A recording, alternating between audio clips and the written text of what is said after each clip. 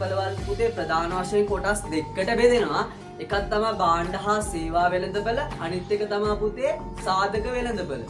පුතේ භාණ්ඩ හා සේවා වෙළඳපළ කියලා කියන්නේ අපි පරිභෝජන භාණ්ඩ හා සේවා ගනුදෙනු වෙන වෙළඳපළ තමයි පුතේ අපි භාණ්ඩ හා සේවා වෙළඳපළ කියලා හඳුන්වන්නේ. නිෂ්පාදන සාධක ගනුදෙනු වෙන වෙළඳපළ පුතේ ඒක තමයි සාධක වෙළඳපළ කියලා හඳුන්වන්නේ. ඊළඟට අපි කතා කරා භාණ්ඩ හා සේවා සඳහා පවතින ඉල්ලුම හා සැපයුම මත ඒවායේ මිල ගණන් හා ප්‍රමාණයන් තීරණය වෙනවා.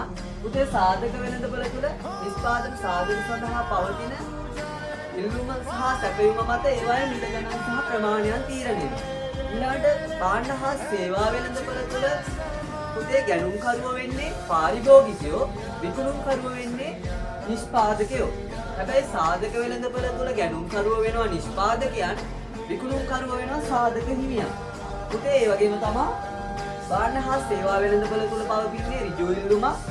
නමුත් සාධක වෙළඳපළ තුළ පවතින්නේ ව්‍යුත්පන්න ඉල්ලුමක් නැත්නම් වක්‍ර ඉල්ලුමක්.